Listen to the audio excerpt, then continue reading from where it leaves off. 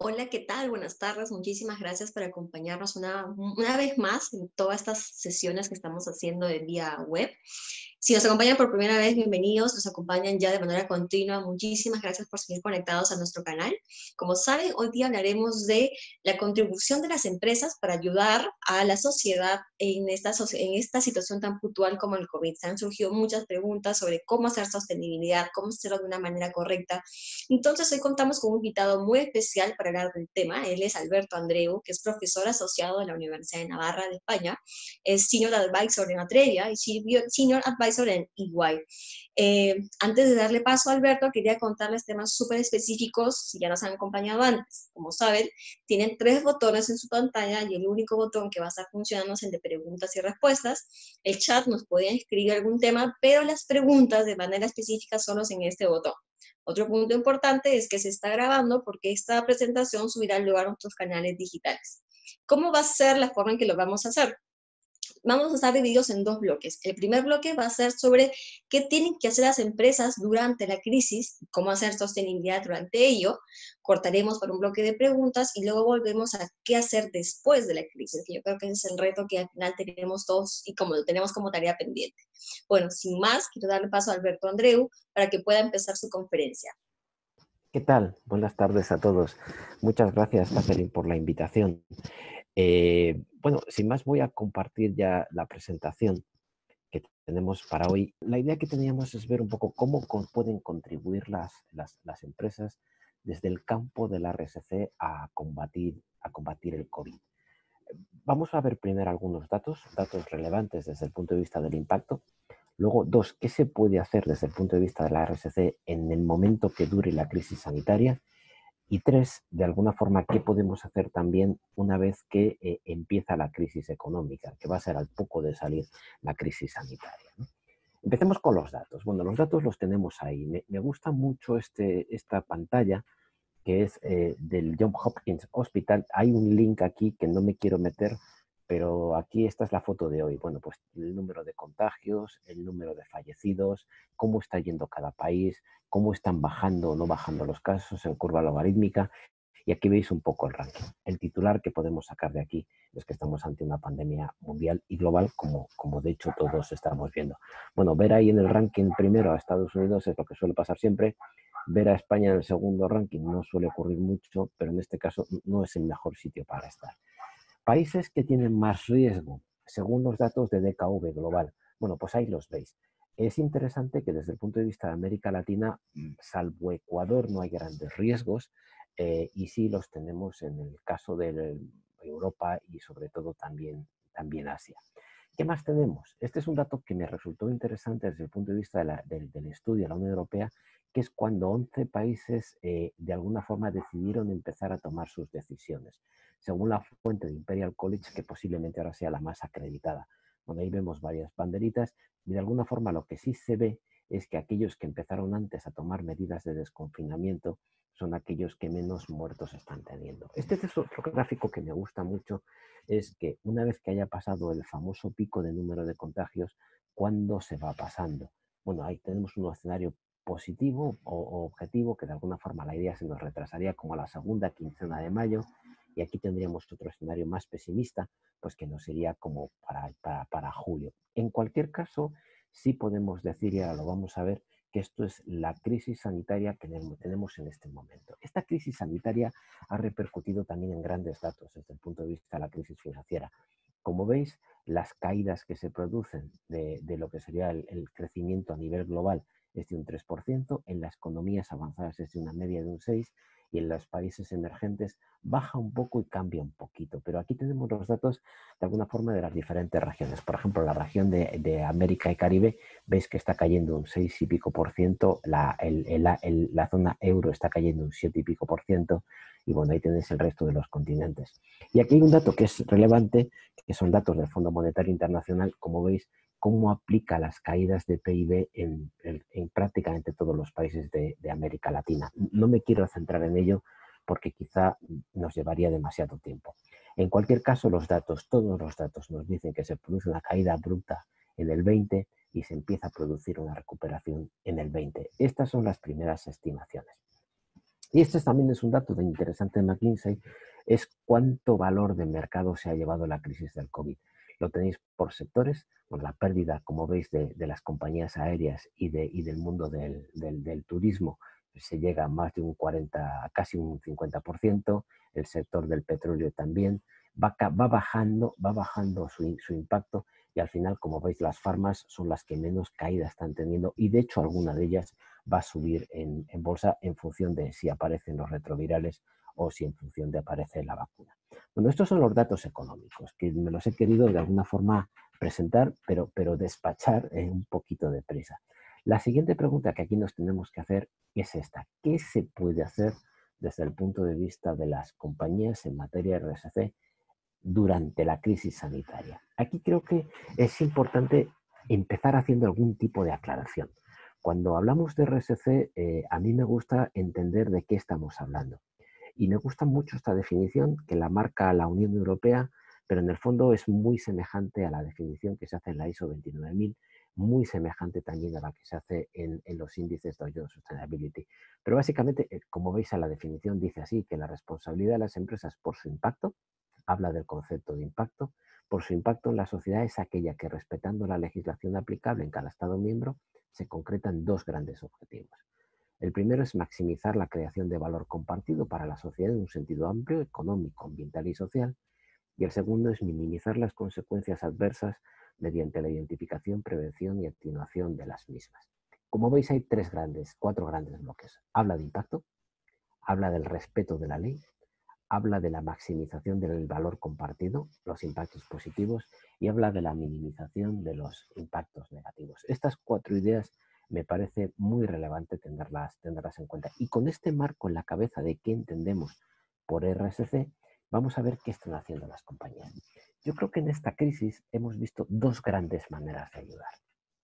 La primera es la que se está haciendo básicamente desde las fundaciones empresariales, desde lo que serían las acciones estrictamente de aportación dineraria, de movilización del network, del hecho de favorecer alianzas público-privadas o el hecho también de que a través de las fundaciones se actúa como hub. Están haciendo de hub o de proxy para muchas iniciativas sociales. Esta es una alternativa. La otra alternativa que también se ha puesto de manifiesto y que me parece interesante es cómo las compañías están aportando su propia cadena de valor para combatir la crisis del COVID. Y cuando digo su propia cadena de valor, me refiero a cómo están ayudando a la financiación de determinadas actividades para ellos o para sus clientes, cómo están gestionando personas para ellos o para la comunidad, cómo están desarrollando tecnología, especialmente poner esta tecnología al servicio de la comunidad, cómo están gestionando compras, especialmente para combatir el COVID, cómo están gestionando la logística interna para combatir el COVID, o en el caso de las operaciones, o en el caso de la logística externa, o en su área de marketing y ventas, o en el servicio postventa. Realmente lo que nos estamos dando cuenta es que las compañías que han ido más allá de lo que pudieran ser simples aportaciones dinerarias, que son muy relevantes, están viendo cómo ponen su cadena de valor a funcionar contra la crisis del COVID. Y aquí hemos encontrado algunos ejemplos que creo que son interesantes. Les doy esta página, os ofrezco esta página, que de alguna manera lo que he estado haciendo aquí es recopilar prácticamente todos los hubs de información que hay respecto de las buenas prácticas empresariales. Pasaré más tarde la presentación y detrás de cada uno de estos hay un link con diferentes buenas prácticas que creo que tiene un cierto sentido y ayuda a entender. Entonces, ¿qué hemos encontrado? Bueno, la COE, por ejemplo, ha agrupado dentro de este link al que antes me refería las buenas prácticas de un montón de sus asociados dirigidos a su cadena de valor. Por ejemplo, el Instituto de Empresa Familiar también. Entonces, ha habido, por ejemplo, en el Instituto de Empresa Familiar hay grupos de compañías que están dando mascarillas, otros que están ayudando a la distribución, otros que están destinando, por ejemplo, anticipos, pagos de anticipos para sus proveedores, que es lo que estábamos comentando en la cadena de valor, otros que están viendo de alguna forma cómo pueden donar producto y servicio. Bueno, estas son dos plataformas, tanto la COE como el Instituto de Empresa Familiar. Insisto, cuando luego pase la presentación podrán acceder a los links y ver todas las buenas prácticas que hay. Estos son dos ONGs, por decirlo de alguna forma, dos asociaciones empresariales que están haciendo también la agrupación de las buenas prácticas. Bueno, aquí hemos visto muchos casos. Por ejemplo, hemos visto el caso de, pues por ejemplo, en el caso de Telefónica, que lo que ha hecho ha reducido el pago a sus proveedores para reducirlo a muy poquito periodo de tiempo para que se puedan financiar durante el tiempo que dura la crisis. O, por ejemplo, también tenemos la Fundación Mao San Miguel, que ha hecho una cosa muy interesante. Mao, por ejemplo, ha financiado a los bares por un importe de 75 millones de euros para que puedan ir sobreviviendo durante el tiempo que van a estar cerrados. O, por ejemplo, también estamos viendo el caso de otras compañías, como por ejemplo en el caso de Iguay, donde están la compañía y sus empleados están financiando comidas y cenas para personas en riesgo de exclusión. Hay otra organización que se llama Forética, que lo que ha hecho es identificar todas sus buenas prácticas, se despliegan y se pueden ver todas las que hay. ¿Qué más están haciendo? Por ejemplo, Mercadona, que es posiblemente ahora el mayor retailer de distribución alimenticia que hay en España, ha creado este hub que se llama Esto no tiene que parar, donde ya están metidas aproximadamente 3.000 compañías, donde cada una de las compañías ponen de manifiesto cuál es su aportación y cuáles son sus buenas prácticas para trabajar.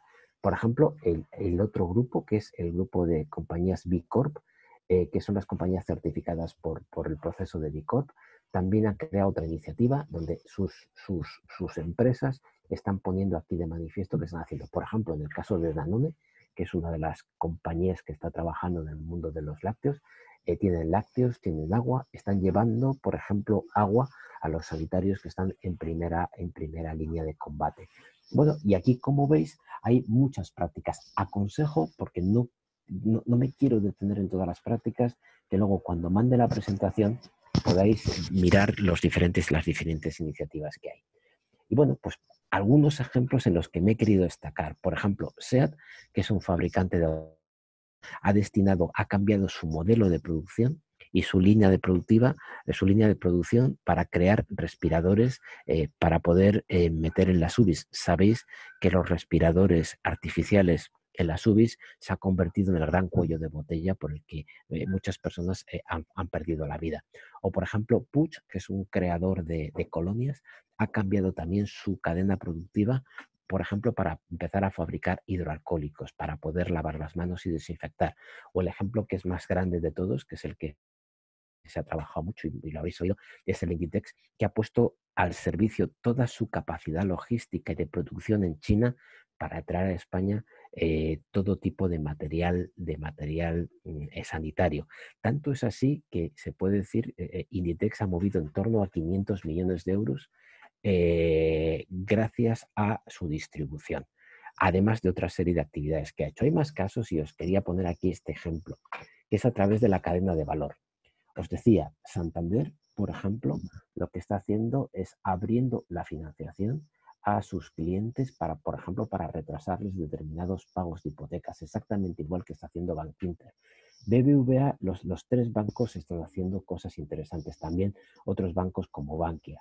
Por ejemplo, Inditex, os decía que dentro de lo que es su cadena de valor, ha gestionado las compras prácticamente por razón de 500 millones de euros para comprar material en China. El Corte Inglés está también cambiando su sistema de producción, por ejemplo, para adecuar a producir batas sanitarias y demás. SEAT, os decía, los respiradores. Por ejemplo, los hoteles están cediendo parte de sus habitaciones para las personas menos graves poder aislarlas mientras pasan la cuarentena. Naturgy, que es una compañía eléctrica, está financiando la electricidad de los hospitales que se han ido montando, hospitales de campaña o los hoteles que han sido medicalizados. Por ejemplo, Pascual ha dedicado parte de su actividad, que al final de lo que se trata es de cómo las compañías están siendo capaces, bien ofreciendo de alguna forma todo lo que es logística, etcétera, pero sobre todo lo puedes hacer de dos maneras. Todo esto que haces desde tu cadena de valor lo puedes hacer de manera gratuita, lo donas. Hay otros que lo están haciendo a coste cero y hay otros que lo están haciendo a margen muy barato. En cualquier caso, estas tres situaciones son las que podemos dar. Insisto, donación, o bien coste cero, o bien precio muy barato. Y yo creo que esto de alguna manera es verlo. Y os decía que hay algunos ejemplos, como los que han hecho los hoteles o algunos bancos, o por ejemplo el caso de Telefónica y Vodafone, que lo que han hecho es darle al gobierno la posibilidad de gestionar los datos para evitar la movilidad. Algunas conclusiones en materia y recomendaciones en materia de comunicación. Yo creo que aquí lo más importante es tener claro que el suelo de todo y tu eje tiene que ser tu propósito corporativo y tus valores. Segunda cosa que me parece muy relevante es realizar un inventario de todos los mensajes que puedes transmitir a la organización en función de tu cadena de valor. Tercero, y este es muy relevante, elaborar un cierto protocolo de seguridad y jerarquización de los riesgos. Aquí el objetivo fundamental es evitar el greenwashing. Si no tienes nada relevante que decir, no lo digas. Y si tienes algo que realmente no aporta, no lo digas, porque eso se vuelve en contra tuyo. Y esto significa establecer una especie de mecanismo de guardianship o de guardián de la marca. Paso los filtros, paso los valores, paso por el filtro del greenwashing. Si no paso, no hago nada. Si paso, lo tengo que hacer. Y por último, cada semana es un mundo. Lo que hace una semana nos valía, llega un momento en el que a lo mejor una semana después no vale. Bueno, aquí tenemos las primeras preguntas del primer bloque que os quería plantear. Es cómo gestionan las compañías su impacto social o su responsabilidad social durante la crisis sanitaria. El siguiente bloque será en la crisis económica. Empecemos por aquí. Creo que tenemos algunas preguntas, ¿verdad? Sí, dame solo un minuto. Dice, ¿cómo el sector de energía puede enfrentar esa crisis de sostenibilidad considerando que es una empresa del Estado con regulaciones y restricciones? Depende de cada país. Por ejemplo, en el caso español no es una empresa del Estado. ¿Qué está haciendo las empresas de energía aquí? Por ejemplo, se les ha declarado servicio esencial, lo cual significa que no están sujetos a confinamiento y lo cual significa que su obligación de alguna forma o su compromiso es el de mantener las redes en marcha para que las redes no se caigan. También te permiten hacer las modificaciones, instalaciones o reparaciones en los hogares. Y luego os decía el caso de Naturgy, que es una compañía también eléctrica, lo que está haciendo es que está donando todo el importe de lo que sería la factura eléctrica de los hoteles medicalizados. Ha habido una serie de hoteles que han cedido sus camas y Naturgy, por ejemplo, esa parte no la está facturando. No sé si es comparable o se puede hacer en una empresa estatal. Entiendo que pueden seguir un protocolo distinto, pero esa es la donación que están haciendo. Interesante. Dice otra pregunta. ¿Cuáles son las recomendaciones para la actualización de planes de sostenibilidad, considerando que las necesidades y expectativas de nuestros grupos de interés han cambiado? Vale, voy a ello después. Justo la segunda parte voy a hablar de eso, porque efectivamente todas las necesidades han cambiado. Ahora, de alguna forma, en esta primera etapa de crisis sanitaria, lo que hay que hacer es ayudar y lo que hay que hacer es estar a la altura. Después vemos que nos va a cambiar muchísimo el horizonte y ahí creo que hay que hacer una cosa distinta a la que me voy a referir en la segunda parte de la ponencia.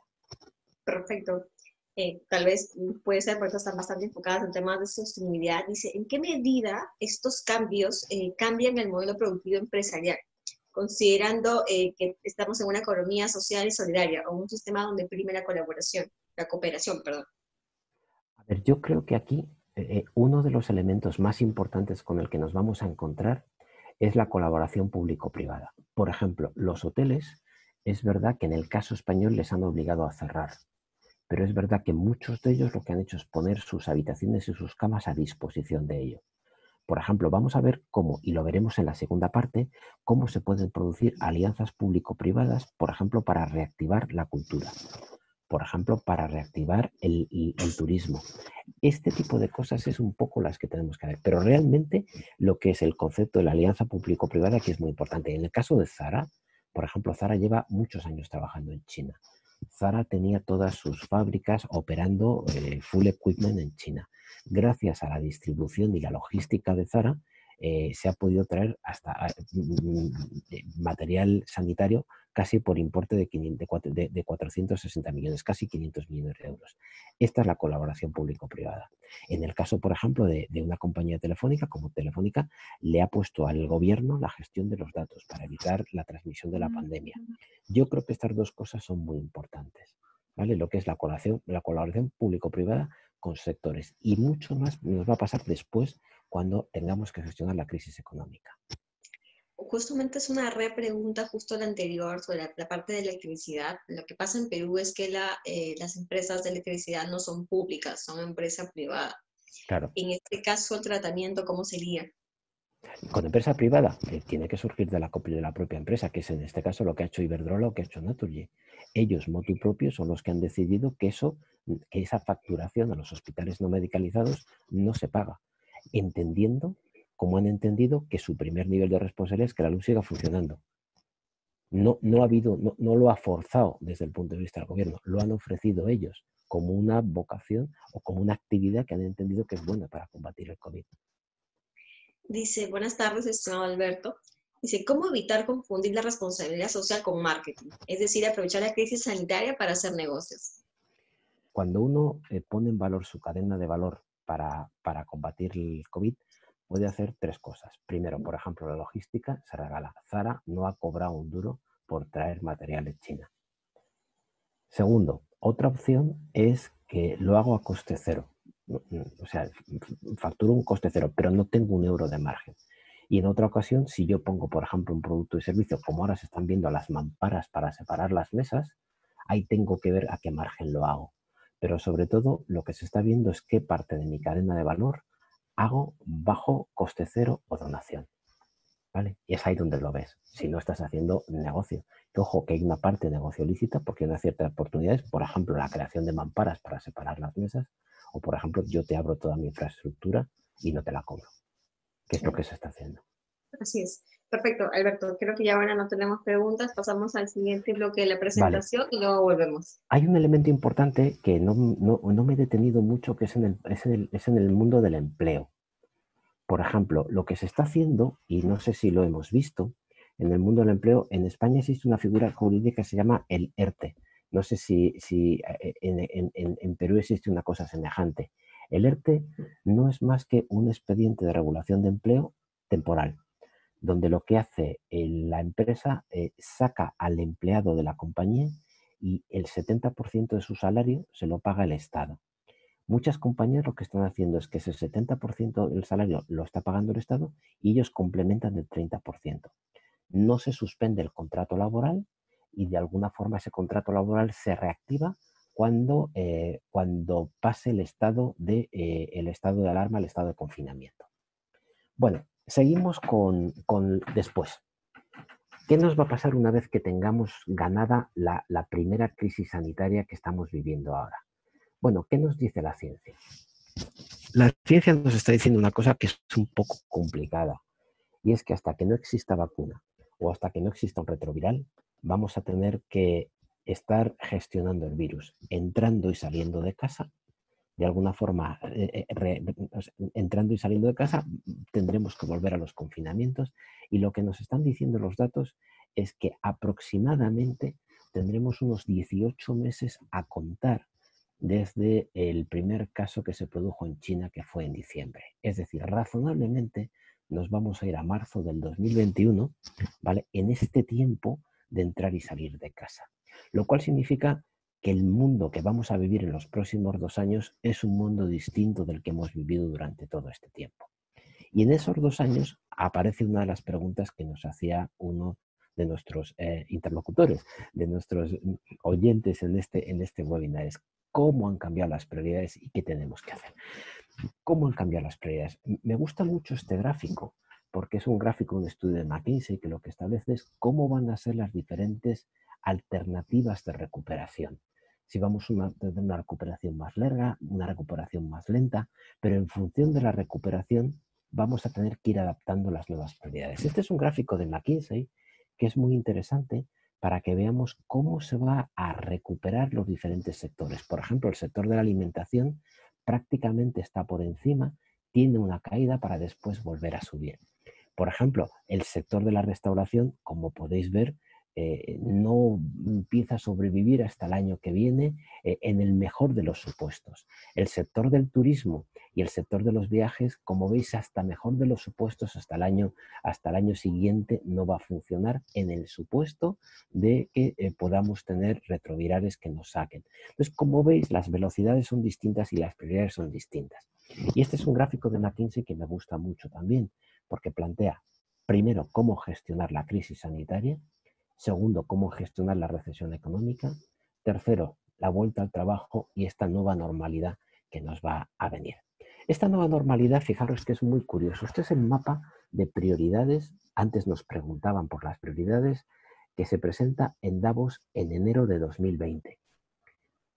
No hay más que ver que esto ya no vale para nada. En enero de 2020 es muy curioso ver cómo las cosas que más podían ocurrir, la probabilidad de ocurrencia, eran los temas de cambio climático muy duros, el cambio extremo, los desastres naturales, pérdida de biodiversidad, como veis, todo aquello que estaba aquí.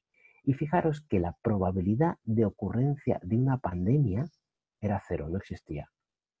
Sin embargo, el impacto de una posible pandemia apareció reflejado en el mapa de riesgos de Davos en el 10 sobre 10.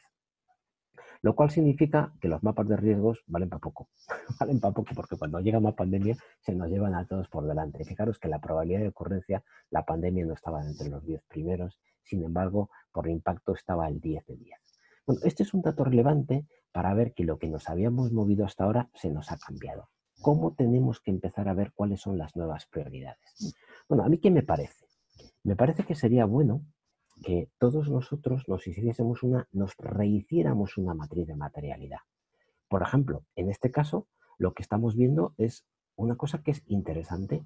¿Cuáles son las prioridades que tiene una función como la nuestra en medio ambiente, en el mundo laboral, en empleo, en clientes, en el tema de gobierno corporativo y transparencia, en sociedad y en la cadena de suministros?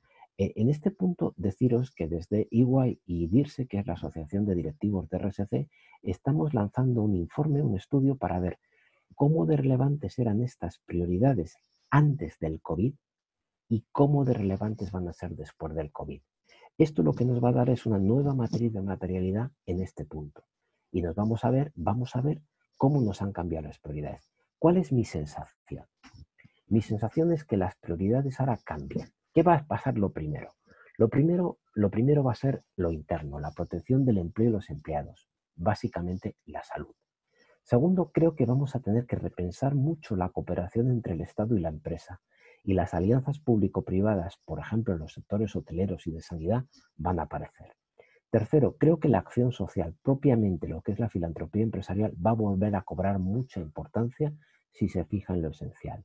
¿Qué más creo que va a pasar? Que la cadena de valor y el core business van a seguir siendo base de RCC, pero en economía de guerra. ¿Qué más se va a poner en atención? El pay gap o la brecha salarial. Estamos viendo, por ejemplo, que la diferencia de salario entre un CEO, en el caso de España, con un enfermero medio es de 257 veces. Es decir, un CEO de una empresa cotizada del IBEX 35 gana 257 veces más que un empleado, que un empleado del mundo de la sanidad. Y si nos vamos a presidentes del IBEX, esto se puede subir hasta 350 veces. Es verdad que esto compara muy mal con lo que gana más, por ejemplo, Lionel Messi, que gana como 6.000 y pico veces más que un empleado medio del mundo de la sanidad. Creo que también vamos a tener que replantear las cadenas de suministro en busca de lo próximo, de lo que esté más cerca. Hemos convertido a China en la fábrica del mundo, con todo lo que eso ha supuesto desde el punto de vista del gran poder de negociación que tiene como proveedor. ¿Qué más creo que va a pasar? Que vamos a tener que repensar el propósito. Mi sensación es que las compañías que no tengan un propósito de servicio claro en la sociedad van a quedar en segundo lugar. Al final, las compañías que hayan estado a la altura en el momento de la crisis, mi sensación es que tanto la gente como candidatos querrán trabajar en ellas, como los clientes, como ciudadanos, preferirán comprarles a ellos.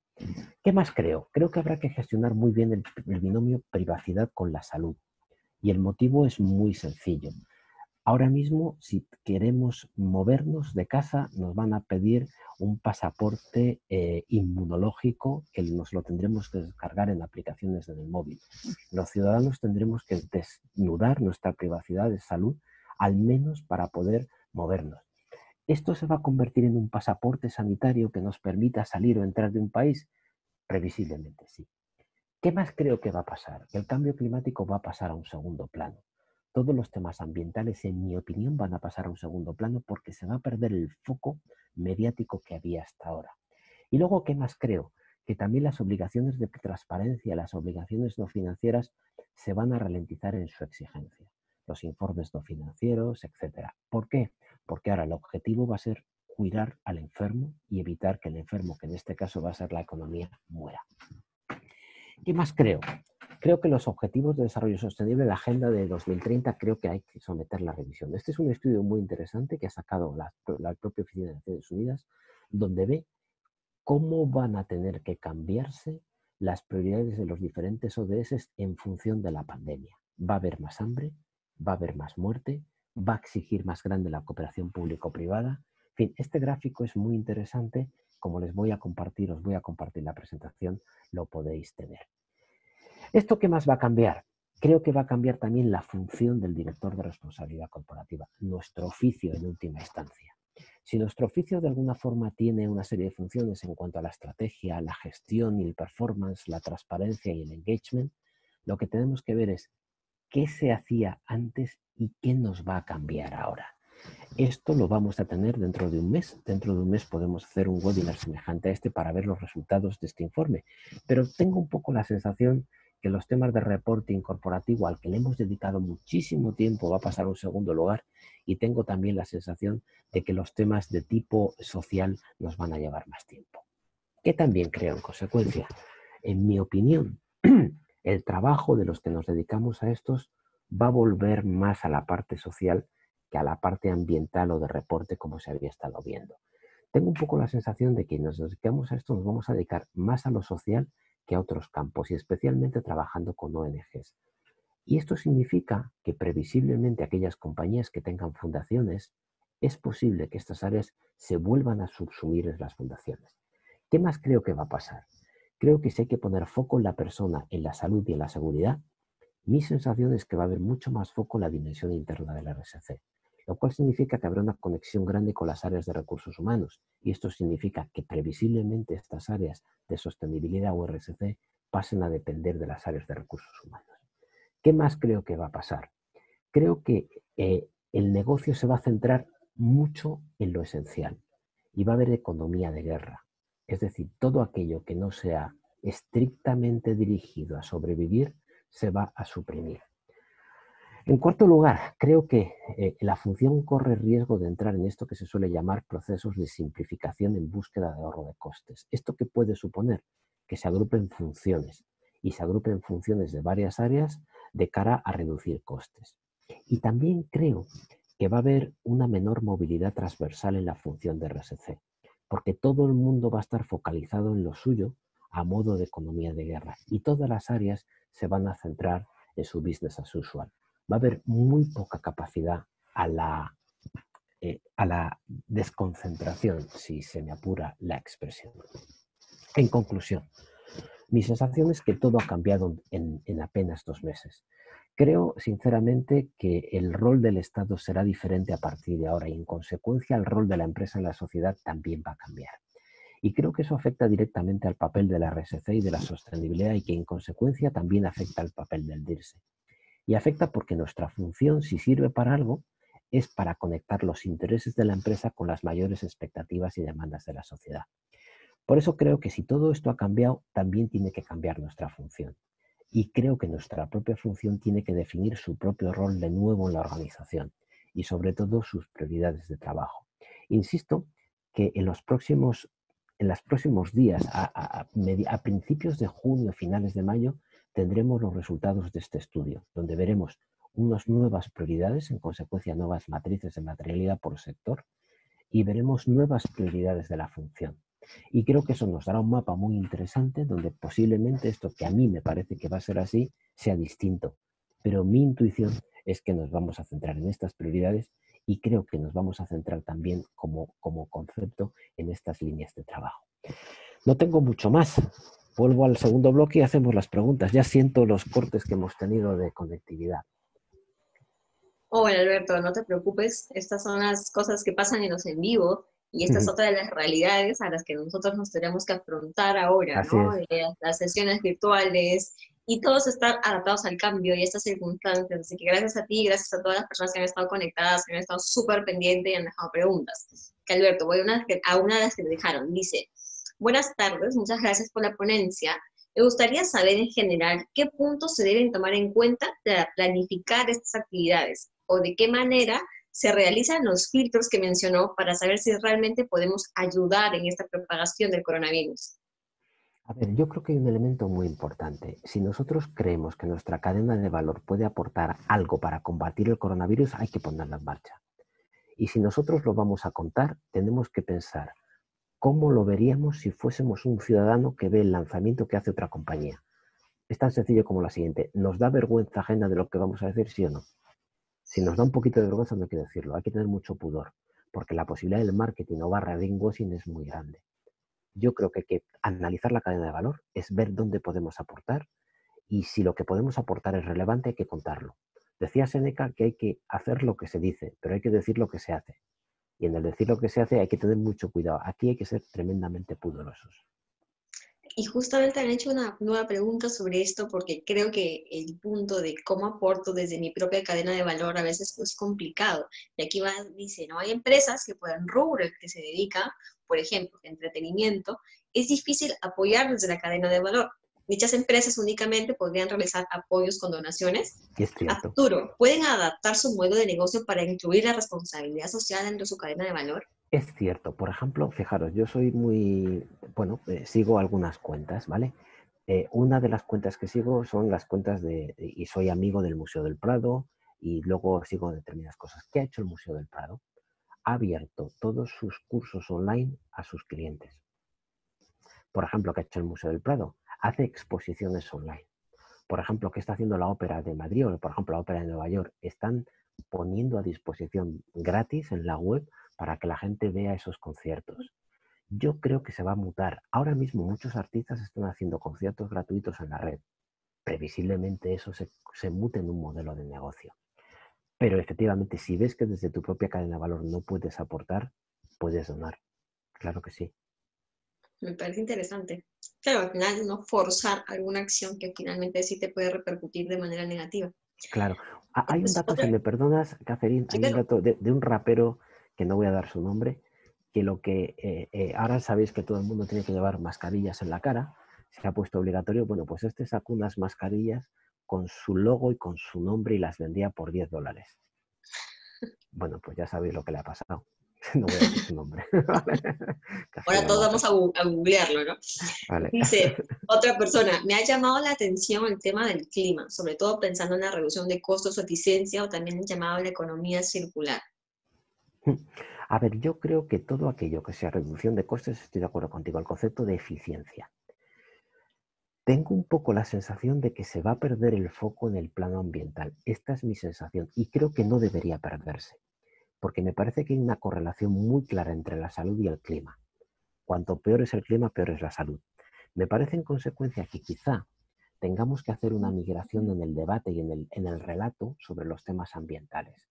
Y la migración tiene que ser no por buenas causas, que es una de las cosas que estamos diciendo, sino porque climas extremos generan mala salud y en consecuencia repercuten negativamente. Y somos capaces de establecer esa relación entre el clima y la salud como primer argumento de posicionamiento de lo verde, creo que no tendremos ningún problema. Mi sensación es que va a salir del primer foco mediático. Esta es mi sensación.